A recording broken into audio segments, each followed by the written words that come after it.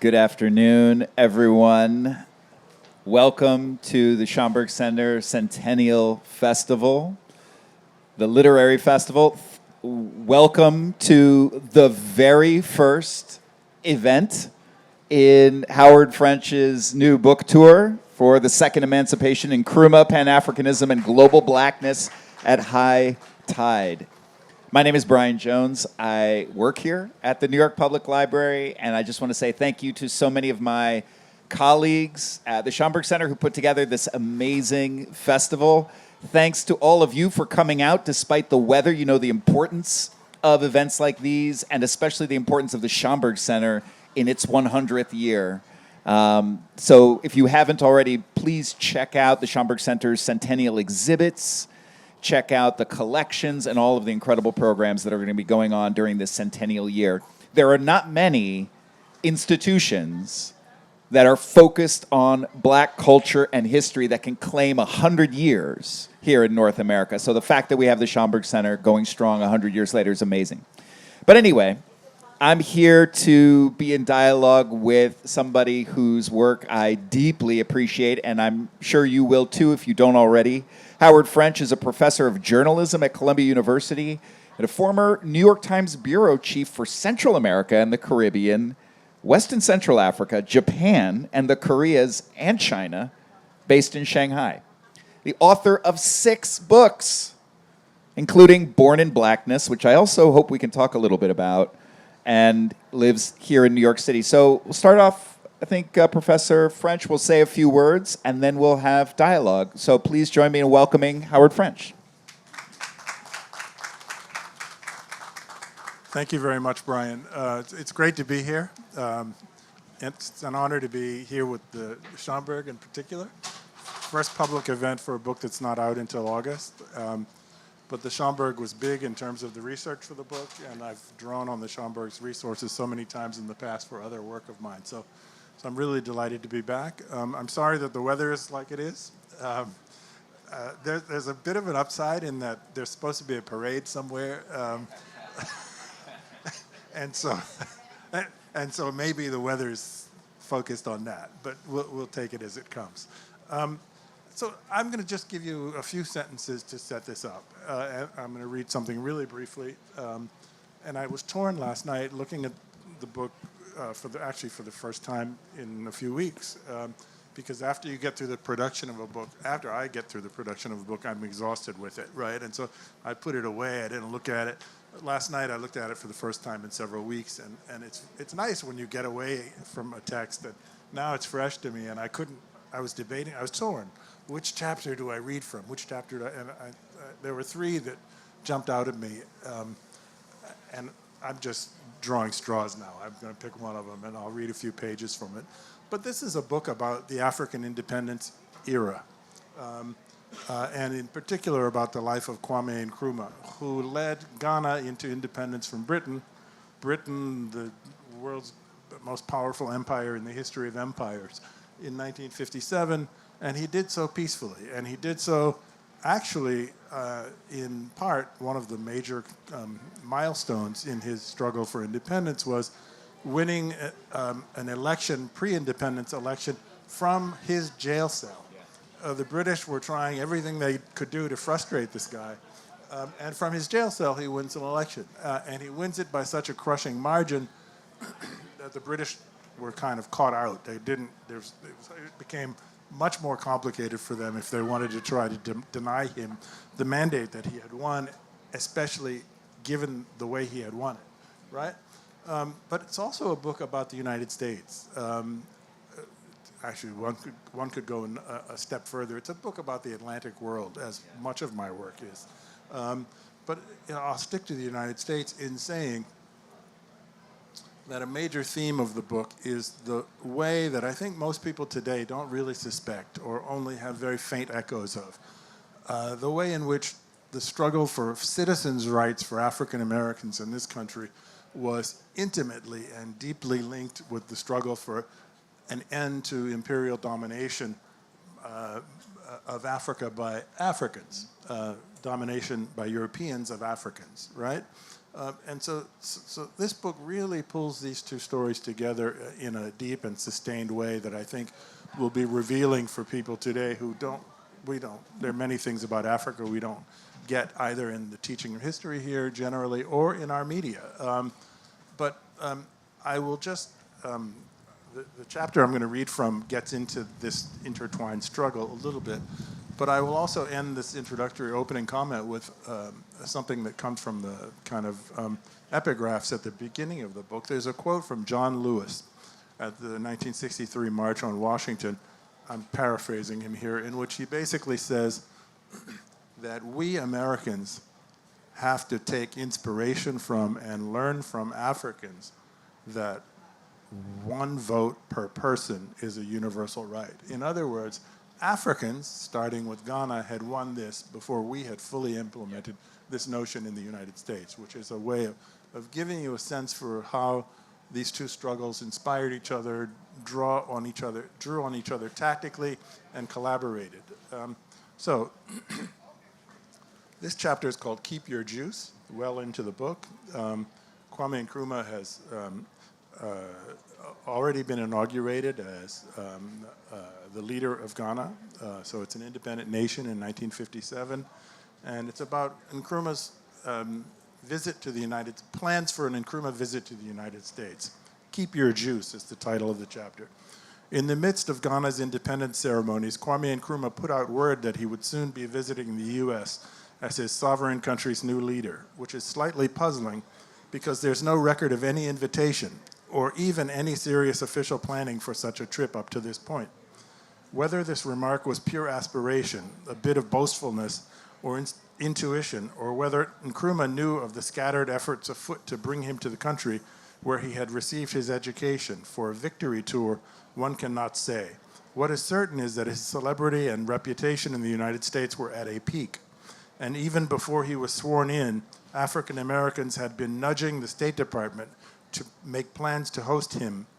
Here, a little-known figure, Albert Serres, the Director of Public Relations for the Veterans of Foreign Wars, took the lead. Beginning in early 1957, Serres took it upon himself to contact Lincoln University, the University of Pennsylvania, and the Hershey Chocolate Corporation, whose confections were made from Ghanaian cocoa, to enlist their help in organizing a return visit by Nkrumah to address an annual meeting of the Veterans of Foreign Wars that July. Soon thereafter, Serres reached out to the State Department. Hundreds of our members are Negroes, Serres noted, adding that Nkrumah's presence would have domestic and international significance, given the strong black interest in the man and in Ghana's pending independence, both in the United States and around the world. At first, the State Department was slow to pick up the ball. Diplomats told Serres that Washington could not provide support for a visit unless it was made under official auspices, and the planning for the foreign dignitaries' visits for that year was already complete. It was not until that August that Foreign Service bureaucrats began casting about internally for names of Africans to invite to the United States during the following year. African specialists at State argued that not only had Nkrumah been the first politician in sub-Saharan Africa to lead his country into independence, but he had received an American education. And even in power, he had maintained close ties with a network of African Americans in academia. Nkrumah's name then rose to the top of the list. Months of preparation went into putting together the official invitation and program. But even before this work could be finished, another high-level visit from Ghana to the United States seriously threatened relations between the two countries. This was the visit of Komla Bedema, the finance minister who had almost single-handedly managed the CCP's victorious electoral campaign in 1951. CCP is the name of Nkrumah's party, while Nkrumah was in colonial jail. 7 months after Ghana's independence, Bedema traveled to the U.S. for meetings with the World Bank and International Monetary Fund, and also to seek American support for the overwhelming priority of Nkrumah's economic development program. Its linchpin was a project to build the large hydroelectric dam on the Volta River that would allow Ghana to smelt bauxite into aluminum and thereby enter the industrial age. On an October evening, In 1957, Bedema set off from New York City by car for Washington, D.C. to pursue his official program there. He was accompanied by Bill Sutherland, a black American Pan-Africanist and pacifist whom Bedema had previously engaged as an aide. In his time, few other people lived a life more intricately connected to the workings of the Black Atlantic than Sutherland. A lifelong political activist, Sutherland had joined the NAACP as a New Jersey teenager. Upon graduating from college in 1940, he began an enduring relationship with the Quaker-affiliated American Friends Service Committee. His involvement in a congregational church in his hometown had also planted a seed of devoted nonviolence in him. This involved joining movements to save the Scottsboro Boys at the end of the 1930s, as well as a Gandhian commune in Newark, that was opposed to the Second World War. From there, Sutherland moved to Greenwich Village, where Richard Wright and C.L.R. James were his neighbors. After Pearl Harbor, Sutherland's conscientious objection to America's entry into the war and outspokenness against racial discrimination in the United States earned him a 4-year sentence in federal prison in Pennsylvania, double the penalty imposed on anyone else up to that time, for refusing induction into the military. Incarcerated under segregated conditions, Sutherland, a light-skinned black man with frazzled hair and goatee when he was free, fasted to protest the violence and Jim Crow conditions he was subjected to. After his release, Sutherland demonstrated at home against the Korean War, and then in 1951 traveled with 3 others by bicycle from Paris to Moscow. As a member of a group called the War Resisters League, they took this action to protest the proliferation of nuclear weapons. After rubbing shoulders with many Africans in Europe, Sutherland then became a supporter of the Defiance Campaign, an early anti-apartheid movement led by Nelson Mandela, Walter Sisulu, and Oliver Tambo. It was amid these efforts that he became acquainted in turn with Bayard Rustin and George Padmore, each in his own sphere, as we have seen, an early and enormous force in black political activism. In 1953, Sutherland pulled up stakes in the United States to move to newly self-governed Ghana. This made him one of the earliest members of what would grow to become a historic wave of hundreds of African Americans drawn by Nkrumah's rise and by the bright promise of black emancipation under Pan-Africanism. Padmore had furnished a letter of introduction to Nkrumah, and Margaret Cartwright, a columnist at the Pittsburgh Courier, who had known Nkrumah since his student days in the United States, had suggested Sutherland to Bedema as a personal aide. In Ghana, Sutherland married Efua Morg, a Juno-esque dramatist and cultural activist whose life and work and writings inspired the creation of a biennial continental festival of theater and arts called Panafest. As Sutherland explained years later, I thought that America, in the height of the McCarthy period, I didn't foresee Martin Luther King. I didn't foresee the women's movement or all of these other things. I thought things were going to just go down in America. And I decided that I wanted to put my lot in with the African liberation movement. As Bedema's aide, Sutherland personally arranged for King to be invited to Ghana's independence ceremonies, and while King was there, he introduced him to both Nkrumah and Julius Nyerere, soon to be the leader of independent Tanzania, where Sutherland would relocate in 1961. Sutherland would also later play a role in hosting Malcolm X during his 1964 visits to both Ghana and Tanzania. Beginning in the 1970s, Sutherland helped lead the campaign that would culminate with South African anti-apartheid activist Desmond Tutu being named a Nobel Peace Laureate in 1984. Because they had a scheduled speaking engagement in Maryland, both Sutherland and Bedema dressed in sober business suits for their 1957 drive from New York to Washington, D.C. At Dover, Delaware, they pulled off the highway for rest. There they ordered 2 30-cent orange juices at an orange brick-roofed Howard Johnson's, which was then the nation's largest restaurant chain. A waitress there exposed the Ghanaian to a grim central truth of American society, one that Sutherland had probably already briefed Bedema about in depth. Segregation was still the rule in much of the United States, including in the North. The lived black experience of being turned away from public accommodation was one that James Baldwin had likened to, quote, some dread chronic disease, the unfailing symptom of which is a kind of blind fever, a pounding in the skull and a fire in the bowels. What the waitress said when she returned with refreshments could scarcely have conveyed America's dark truth more starkly. Bedema would have to enjoy his cold drink outside, she told him. The visitor protested by presenting a business card that displayed his high official position back home in Ghana and demanding to see the manager. But this made no difference. Colored people are not allowed to eat in here, she said flatly. When the manager appeared, Bedema told him, if the Vice President of the United States can have a meal in my house when he is in Ghana, then I cannot understand why I must receive this treatment at a roadside restaurant in America. Thank you. Wow. I think that selection captures something about the book, which is that even though it's about Nkrumah, the scope is wider. And you take us kind of like that little road trip. You take us on these side journeys to follow the careers of people whose fortunes are connected to this moment more broadly. Can you just talk about why we need this book about Nkrumah right now? Like, why this reassessment of this man and this moment and what it is that he was able to achieve and that Pan-African moment that he's a part of? There are multiple reasons for that. I would say, first of all, in my estimation, Nkrumah was the greatest African and perhaps the greatest person of African descent in the 20th century.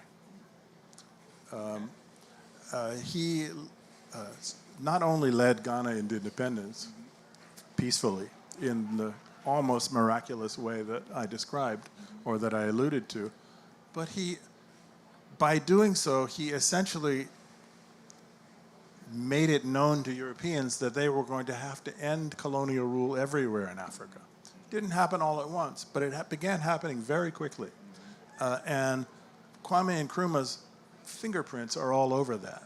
His fingerprints are all over that, not just by setting the precedent, by being first, and by the way he did it, but by subsequently creating a Bureau of African Affairs, which was essentially a Pan-African government ministry in Ghana, whose whole function was to support independence movements around the country and to pony up Ghanaian resources.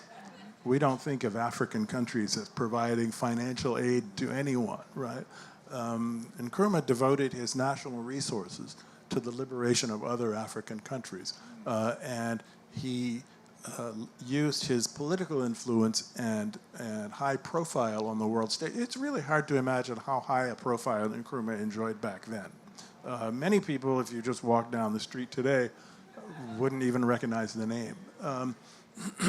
But he used his entree throughout the West, but also subsequently in the Soviet Union and the Eastern Bloc, basically to put Africa on the world stage in a way that had never happened before.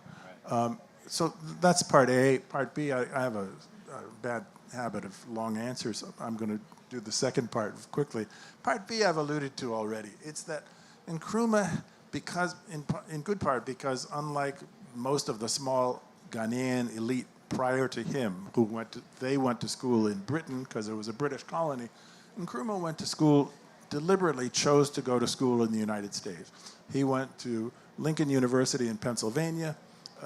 He got to know the African-American world here in Harlem, in Pennsylvania, in Philadelphia, in Washington, D.C., Howard University, places like this. And it gave him a very deep understanding of not just African-Americans, but of the place of the United States in the world and of the role of African-Americans within that place of the United States in the world. And Nkrumah, through the sort of insights that he gained along the way, managed to incite the imaginations of African Americans. You have this remarkable cortege of figures from Black America who then begin to connect to Ghana, to travel to Ghana. Horace Mann Bond, the president of Lincoln University. Pretty much anybody everyone who was anybody in the civil rights movement makes their way to Ghana. They are at Ghana's independence ceremony. And then finally, drawing inspiration from Nkrumah, to push for full citizens. African Americans are going to push for this anyway, right? But the sight of a black president descending from the official airplane of an independent black nation and visiting the White House and bearing himself with dignity and dealing face-to-face, one-on-one with leaders of the world had a profound impact on the struggle here.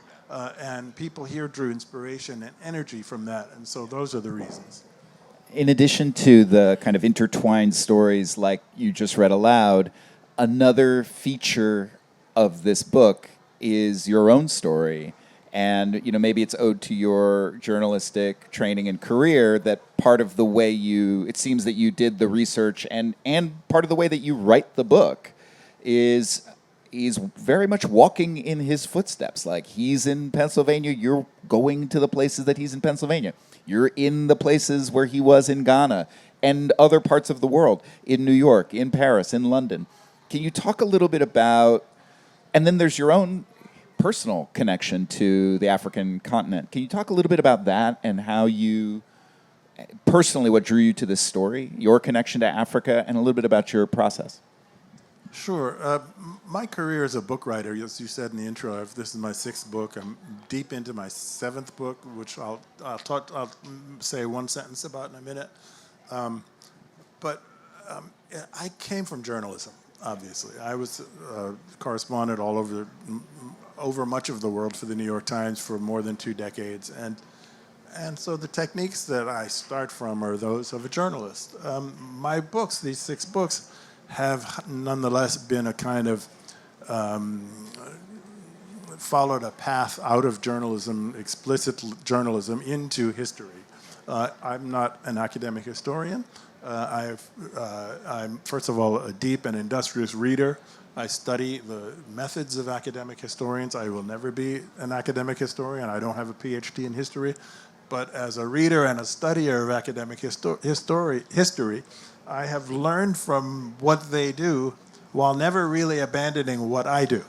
Right? And the balance has tilted over time more into the use of the kinds of resources and techniques of academic history without ever wanting to get away fully from the narrative approach and the sort of shoe leather approach, meaning walking the path of the characters that you're dealing with, that I learned in journalism. And so that's why you find this hybrid thing in this book. But I also find, I write thick books. You have 2 of my books with you. They're both about 500 pages. And it's not everybody who likes to read 500 pages. Some people are intimidated by thick books. That's just the way it is. I didn't know how to tell either of these stories without writing a thick book. But I also figured, as a matter of approach, that if the reader can't have fun reading your book, if the reader doesn't feel pulled by the story, not only are you going to probably sell less books, and I don't mean that in a crude commercial way. I'm interested in eyeballs. I'm not in this as a mercenary, right? But also you won't get people to finish your books, right? And so this thing about walking is part of that. And the thing about what I want to say, the one sentence about my next book is about jazz in mid-20th century in New York City. And I have a walking tour. I live in Upper Manhattan myself. And my walk, it's too bad, again, the weather is this way, but I have planned my walk home today because it's a route that corresponds with something I'm writing about. So it'll probably be in that book. Yeah. But can you just say a little bit about, and you start the book with your own personal connection to the African continent, your journey there, and you just tell us a little bit about that. Sure. So when I was entering college a million years ago, my family was moving to West Africa. My father was a medical doctor who sort of late mid-career decided to go back to school. He was a surgeon and he wanted to get into public health, and he got a PhD in public health and finds his way into international public health, and specifically was invited to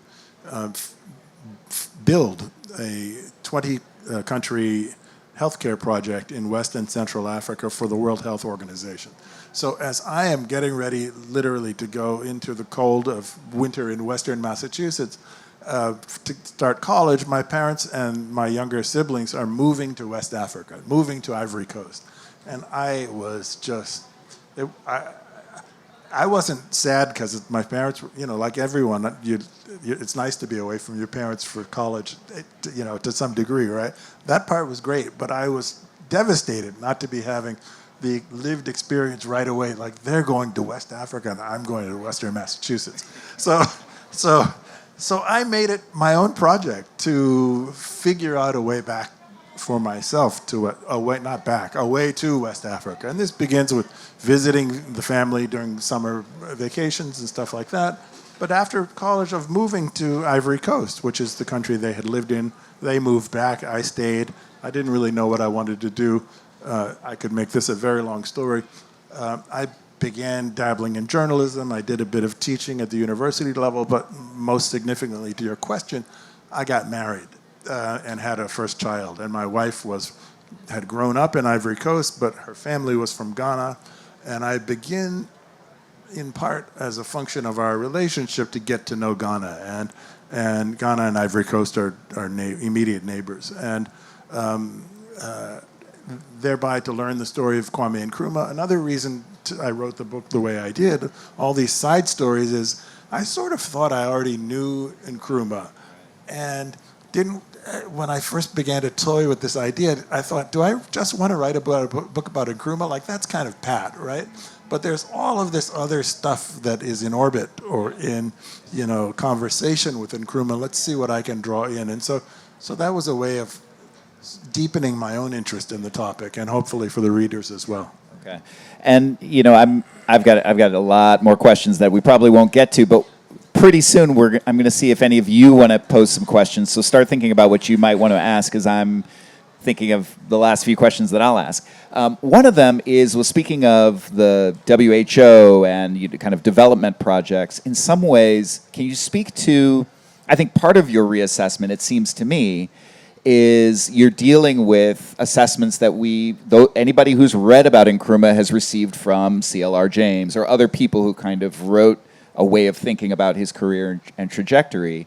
And I think what you're trying to do, my sense of it was that you're trying to put him in a bigger context and in part help us understand the dilemmas of these newly emerging independent nations in a world of great power competition, where it's not easy to be a newly independent nation and make your way economically or otherwise. Can you talk a little bit about and then he takes power in this kind of near miraculous way. You describe him and the people he's taking power with don't have a lot of experience in it. I mean, just basic things. So they're facing quite a challenge, and there's such high hopes and such expectations. Can you just say a little bit more about the dilemmas of newly independent Ghana? Like, what are the stakes of that moment, and what is it that they are specifically trying to figure out? So first of all, the bigger stage that I was yearning for is the world stage. And I think that the greatest handicap that people of African descent face everywhere in the world is the handicap of narrow nationalism, of being encouraged by history and by imperial processes and by the media and by politics to think of ourselves in atomized ways, that I'm from the Bahamas or Jamaica, or I'm from the United States, or I'm from France, or I'm from Ivory Coast or Ghana. Those are other people. I don't really have anything much to do with them other than perhaps, some superficial fondness for style or food or whatever, right? Nkrumah understood, because his country was in such desperate need of transformation, he knew that African independence, his country's independence, would not mean anything unless all of African independence would occur promptly, but also that his country, like African independence, would not mean anything unless the economic life of his country and of the continent were transformed. And Nkrumah understood that the best shot at doing this was by enlisting the involvement of black people of goodwill and talent all over the world. right? And so that was part of the appeal that Nkrumah was making in coming to the United States and in speaking to enormous audiences right here in Harlem and in many other places I describe in the book, trying to get open the minds of African Americans to the possibilities and the power of Africa as a viable space. I just want to read a quote in an epigraph, which I'm doing because I think it also helps answer your question. This is from Malcolm X, who said, "The first thing the American power structure doesn't want any Negroes to start is thinking internationally." Power is very comfortable when you're in your own little box. Yeah. But thinking internationally is dangerous. And Nkrumah wanted to unlock that. Yeah. And even it seems like his quest to build a nation was a little bit different, and he had ideas about federation, and he had ideas about other ethnic minorities, like one of which he was a part of. You just talk a little bit about, the uniqueness of the way the Europeans created borders and boundaries that people like Nkrumah had to grapple with, borders that were created by European powers, and then how they dealt with that. Sure. So Africa, I'm sorry, I have a little throat thing going on today. Africa was divided up, carved up, much in the way we see it on a map today. This is actually a colonial map. You don't see all of today's countries, but the countries we see on the map of Africa today were largely derived from a conference in Berlin in 1884, 1885, in which the Europeans powers sat around at a big table with a giant map of Africa on the wall, and they eventually traded bids with each other for territory. And after the end of this conference, they'd settled on a formula whereby Belgium would get this, and Germany would get that, and Britain would get this, et cetera, France over there, Portugal. And none of this took into account African desires for self-rule or sovereignty or identity or economics or anything like that, right? It was purely on the basis of European interests and geopolitics, right? Nkrumah, as you alluded to, grows up, he's born in 1906, he's born in the very southwestern edge of what is today Ghana. It was called the Gold Coast then. His people, like my wife, come from an ethnic group that straddles the border between Ivory Coast, a French colony, and Ghana, a British colony. And they're a very small minority group. They're a small minority group even in the region of southwest Ghana. And so this, I argue, sort of gives Nkrumah a special insight as he is trying to figure many things out, including the eventual conquest of power, that I don't have any. I'm going to explain this from a self-interested perspective. I think it's a brilliant insight, but let's just tactically understand it. If I, Nkrumah, am going to conquer power, appealing to my own ethnic base is not going to get me anywhere, right? So I have to find a way to overcome that. And one of the arguments, and I don't think this is only a self-interested argument that he made, it was a brilliant insight. One of the arguments he comes up with is that Africans have to get over this, what the media would call tribal identity, and understand as they are coming into possession of sovereign territories that it is in bigger units of life that they will be able to construct a viable future. Ultimately, the larger unit for Nkrumah, the ultimate goal for Nkrumah was a Pan-African government, a government that would bring the entire continent together and give it the heft and demographic weight and economic potential that it would allow it to hold its own in the world. Nkrumah knew he couldn't do this overnight. He worked all his life at this project, but he saw it happening in stages, and you used the word federation. Yeah. And the first stage, as he understood it, would be a West African federation, a Central African federation, an East African federation, and the like.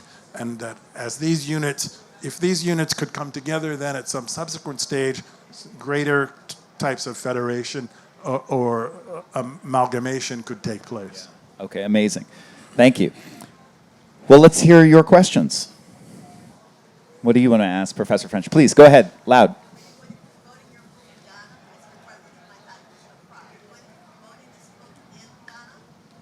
The question was, will I be promoting the book in Ghana? I'm going to Ghana next month. The book doesn't come out until August, so that's prior to its release. But I own a house in Ghana, and so I go back there all the time. And I am sure that in the months following the release of the book, I'll be speaking in Ghana about the book with copies of the book, and that it'll be in bookstores there too. Thank you. Other questions? Yes.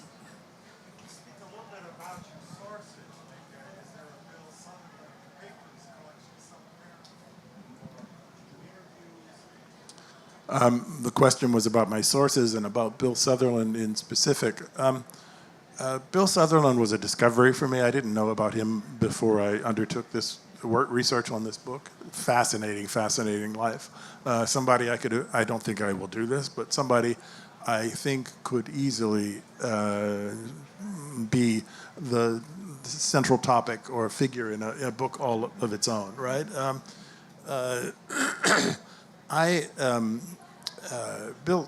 Bill Sutherland's papers are a matter of frustration for me. They are not all held in some central place that makes it very easy to access or allows an encyclopedic sense of him. He has a daughter. Bill Sutherland married, spoke to this, a Ghanaian woman. Her daughter teaches at a university in Ghana. I know friends of hers. For whatever reason, and I don't want to impute anything bad here, but I was never able to speak to her. Like, I reached out to her multiple times, and it just didn't happen. So I worked with what was available and pulling from lots of different sources. Other questions? Yeah, in the front. Go ahead. Yes. So as an independence leader, someone as significant as Nkrumah was in kind of pushing or influencing many other African countries was independence. His leadership was quite significant. Can you tell us a little bit more about his removal from power at that time? What kind of influence that had on African countries that were at that time still struggling to become independent? So the question was about how did Nkrumah get removed from power? I'm sorry, I'm boiling it down to just that, right? It's an extraordinary story all by itself, right? And I get into this extensively in the book. But Nkrumah was the first president of a foreign country that John F. Kennedy received in the White House. Can you imagine that? By today's standards, it's like almost flabbergasting. Like, Kennedy chose to receive Nkrumah as the first foreign leader to the White House. Okay. The reason Kennedy did that, in part, was because Kennedy, I think, had an insight into the tremendous value that Africa represented in the world, not necessarily for the right reasons, but at a time of fierce competition with the Soviet Union. And Kennedy believed that if he could engage his own charisma in courting African countries, then the United States could pick up a lot of support, let's say, from African countries as they became independent. Ghana becomes independent in 1957. Guinea becomes independent in 1958. In 1960, 17 African countries become independent. So all of a sudden, Africa constitutes, I don't know what the percentage is, but a very significant percentage of the entire United Nations, out of nowhere, from zero to, okay, now you have, not counting North African countries, 19 African countries in the space of 3 years, okay? What happens with Kennedy? So what happens between Kennedy and Nkrumah, who form this very thick relationship, constantly in dialogue with each other? Another thing hard to imagine. Okay, so we know Donald Trump's not in dialogue with any sub-Saharan African countries. We just know that, right? But we don't really readily imagine that even that Biden or even Obama was like, this is a matter of day-to-day stuff that they're talking with Africa. Kennedy was talking to Nkrumah all the time. And it wasn't always smooth, but it was always engaged and respectful. And each had their own goals in mind.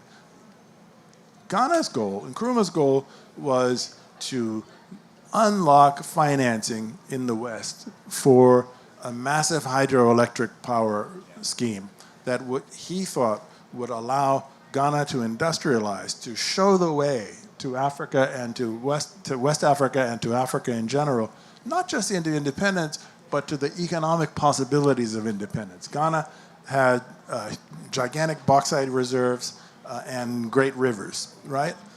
And Kennedy's aides didn't want to play ball. They kept telling him, oh, this Nkrumah guy, he's a socialist, you'll approve the money and he'll betray you, it's not worth it, we have bigger fish to fry in other parts of the world, any number of arguments trotted out, but Kennedy doesn't really give up. Then Kennedy gets killed, right? I'm simplifying a lot here in the interest of time, but Lyndon Johnson, just as the United States was getting into the Vietnam War, had zero interest in Africa.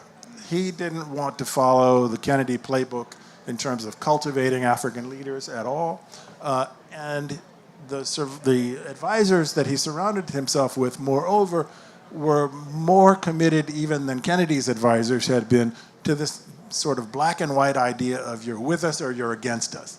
So Nkrumah's going to visit the Soviet Union, he's going to China, he's going to the whole so-called East Bloc on extended tours. He's saying, I'll take aid from anywhere, I'll take investment from anywhere, I don't want to be anybody's, pawn, I'm in this for Ghana and for Africa.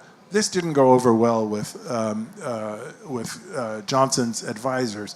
The British in particular had reasons for being hostile to Nkrumah because he was seen as disrupting their plans in Kenya for decolonization and in South Africa and other places as well. And then comes Congo. Congo obtains independence in 1960 under very kind of rocky circumstances. Lumumba rises to power. Most of you will know Lumumba doesn't last very long. He gets killed through imperial scheming against him. Nkrumah was Lumumba's most important backer. And so at a time when the CIA was, among other forces, were scheming against Lumumba, this weighed in Nkrumah's disfavor in Washington as Cold War calculations were gaining more and more primacy in terms of how we should engage, this country should engage with Africa. And in the end, the United States puts its support behind an effort to overthrow Nkrumah, who is removed from power while he was traveling in Asia in 1966, and he spends the rest of his life until 1972 in exile in Guinea. Thank you. Do we have time for one last question? Yeah, okay. One last. Yeah, please. Hi. In your book, do you talk about Jean Blackwell Hudson, librarian at the Schomburg Center, who was the head of the Schomburg from 1948 to 1980? She meets Nkrumah when he's here in New York as a student, and then he invites her to head up to start the National Library of Ghana. So she takes a break from working at the Schomburg. At the time, it was the Schomburg collection. She takes a sabbatical for a year, and she goes to Ghana. I think it's 1964, 65? No, somewhere around that time. What is her name again? Jean Blackwell Hudson. So the question was, do I get into the story of Jean Blackwell Hudson? And you will intuit from my question about her name that I did not get into her story in particular.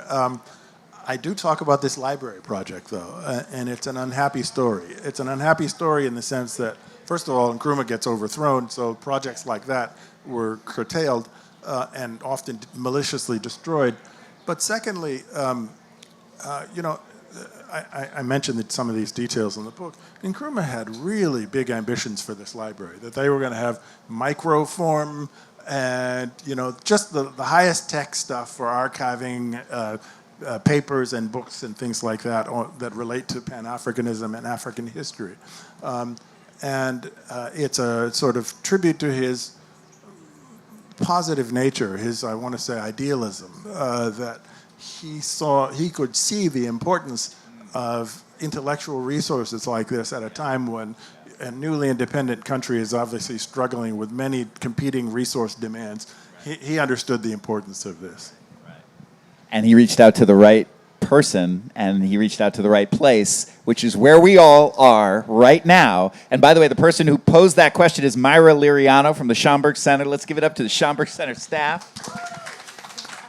So please ask her if you want to know more about it. I just want to say thank you all to coming really quickly. In addition to picking up Howard French's new book that we've been talking about, The Second Emancipation, Nkrumah, Pan-Africanism, and Global Blackness at High Tide, if I can, I just want to tell you, you should really also pick up this book. The title says it all: Born in Blackness, Africa, Africans, and the Making of the Modern World, 1471 to the Second World War. So this is almost like the sequel to the first book. I've read 2 out of 6, so I'll have to get back to the others. Thank you. And you're going to be signing books? Am I? I think you are. This doesn't come out till August. So Oh, okay, okay. So maybe you'll be signing the maybe I other have books. copies Yeah, of that, yeah. yes. Okay. Let me just Oh, very oh, quickly. yeah. So I'm not here to advertise stuff, especially I am. work that isn't written yet. But you asked if this is a sequel. It is a sequel. So this is till the Second World War. Nkrumah's story picks up as the Second Right. World War ends, and if the good Lord gives me the health and energy, I'll have a third book which brings things close, the sort of African world close to the present, that picks up where the Nkrumah story ends. Amazing. And I also want to thank our sign language interpreters. Done an amazing job. Thank you so much. And the books are for sale at the Schomburg shop, indoors and outdoors, and book signing somewhere thereabouts. Thank you so much.